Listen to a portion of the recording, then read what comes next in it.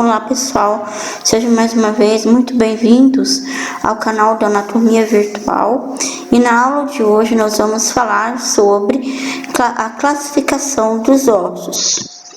Bem, os ossos eles podem ser classificados de duas maneiras. Os ossos eles podem ser classificados de acordo, primeiramente, com três dimensões, que é comprimento, largura e espessura, ou através da forma dos ossos.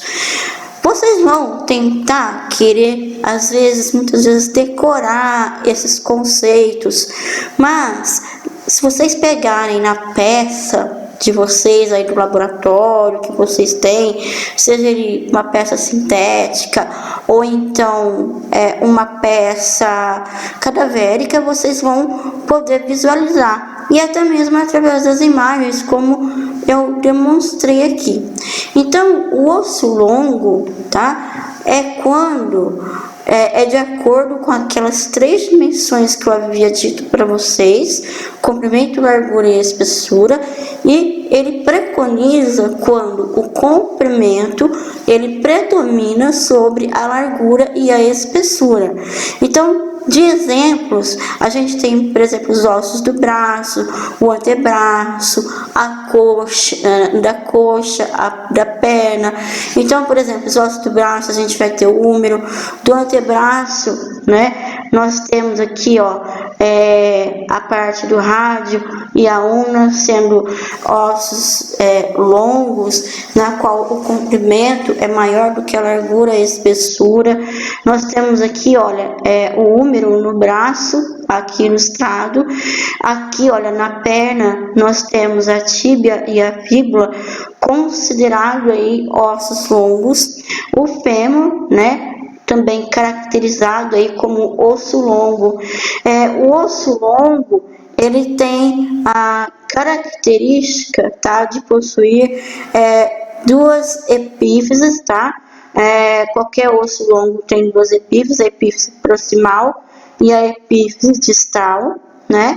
E uma diáfise. Inclusive aqui no canal, tá? Eu postei uma aula que fala só das particularidades do osso longo.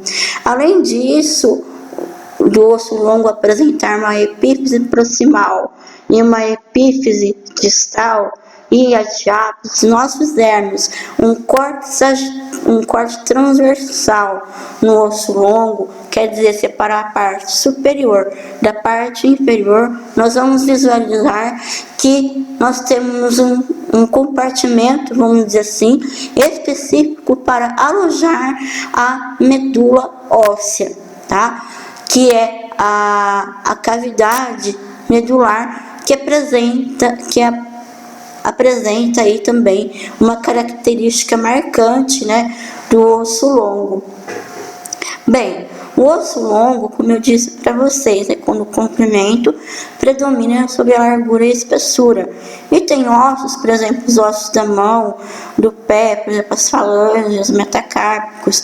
Se vocês olharem na peça, vocês vão notar, lógico, que são ossos pequenos, mas a característica desses ossos, se vocês puderem examinar, vão ver que se enquadra aí num tipo de osso longo, tá? Que se enquadra aí nessa característica.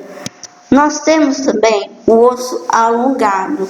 Exemplo de ossos alongados, nós temos as costelas, tá? E ele tem uma característica muito peculiar, bem parecido com o osso longo, né? Na qual a gente também pode dizer assim que o comprimento vai predominar sobre a largura e a espessura. Só que a diferença aí do osso alongado para o osso longo é que ele não tem um compartimento específico para alojar, tá, a medula óssea, que é a cavidade medular. Então, ele tem uma ausência aí da cavidade medular. Então, exemplo, a gente tem como as costelas. Osso curto, tá? O osso curto é é quando, tá, essas 3 dimensões que nós comentamos no início da aula, comprimento, largura e espessura, são parecidos, são próximos, tá? Essas 3 dimensões se tornam-se próximas uma das outras. Então a gente tem aqui, por exemplo, olha, os ossos do carpo, os ossos do tarso, tá? São considerados aí, ó, os ossos do carpo, os ossos do tarso são considerados ossos curtos, porque essas 3 dimensões que nós relacionamos são praticamente que iguais. Os ossos planos, tá? O que é um osso plano? Tá? Nos quais o comprimento e a largura vai predominar sobre a espessura.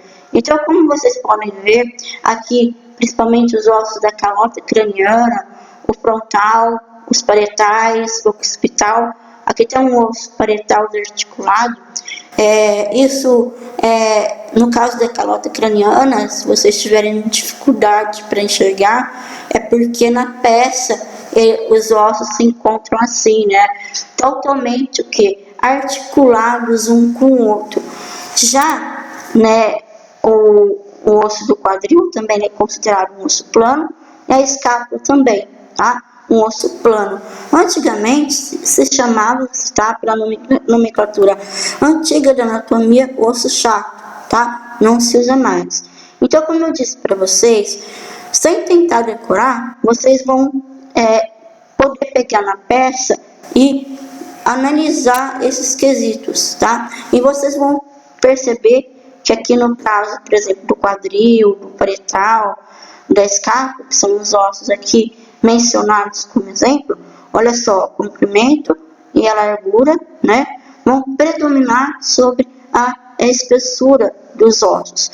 Então, todos os ossos que nós vimos até agora, o osso longo, o osso curto, o osso plano, eles precisam dessas 3 dimensões, comprimento, largura e espessura, norteiam a sua classificação, enquanto que alguns ossos possuem uma morfologia complexa que não vai se enquadrar nesse esquema que nós falamos agora, de comprimento, largura, espessura, vai ter uma morfologia complexa. Então, por exemplo, as vértebras, o osso esfenoide aqui, e tem vários, tá? Eu citei esses 2 exemplos como mais fácil aí para vocês, mas nós temos vários exemplos. A maxila, nós temos o etimoide, o vômer, enfim, uma infinidade de ossos que a morfologia dele é complexa, tá? Então, ele é totalmente, como o próprio nome diz, ela é irregular e acaba se enquadrando, né, quanto à forma e não quanto às suas dimensões, como é os demais tipos de ossos que a gente vai se enquadrar aqui, tá? Bom, o osso pneumático, os ossos pneumáticos são ossos que possuem cavidades para a passagem do ar. Então, por exemplo, nós temos o frontal, maxila, temporal, esfenoide, etimoide, são ossos o quê? Que possuem cavidades para a passagem do ar. Acredita-se que essas cavidades presentes nesses ossos, tá? Eles servem para aliviar aí o peso dos ossos da face. Aqui, olha, nós temos a imagem anterior desses 6, ó, maxilar, aqui o etimoidal e o esfenoidal e o seio frontal. E aqui na vista lateral, nós podemos visualizar alguns desses seios.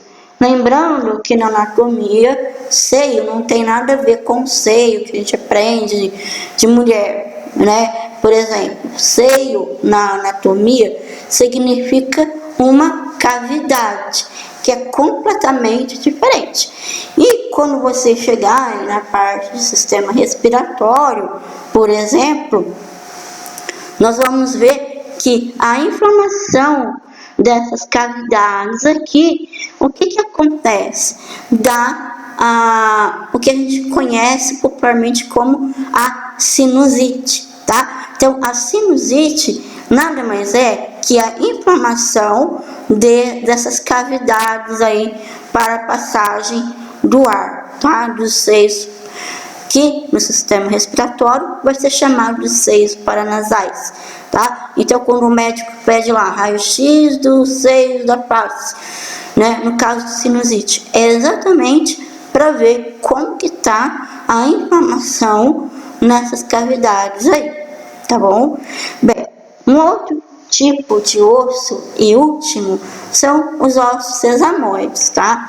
Então, ossos sesamoides são ossos que estão incluídos em ligamentos ou tendões, como a gente vê nos pés, os ossos sesamoides, tá? Os ossos do carpo também nós temos, por exemplo, pisiforme, entre outros, que são inseridos entre ligamentos e tendões. E nós temos também a patela, tá? Como um osso sesamoide. Aqui a gente tem, ó, esse tendão aqui, ó, é um tendão bem grande, tá? De um ligamento patelar, que faz parte aí do músculo bem grande da coxa, que é chamado de músculo quadríceps femoral, tá? Que se enquadra aí.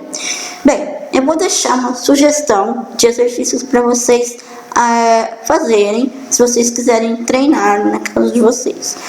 Vocês vão pegar todos os ossos do crânio, ossos da face, enfim, tudo. E vocês vão colocar a classificação do que vocês acham que o osso é. Se é um osso longo, se é um osso plano, se é um osso regular, se é um osso pneumático. Vocês vão perceber que tem alguns ossos, tá? Que eles podem ter uma dupla classificação. Por exemplo, o osso esfenoide que nós vimos aqui na nossa aula é um osso irregular. Mas ele pode ser um osso pneumático também, porque é um osso que possui cavidades para passagem do ar. Então, acontece que tem alguns ossos que vocês vão analisar com calma e vocês vão ver que tem uma dupla classificação. Tá bom, pessoal? Muito obrigada pela atenção. Até a próxima.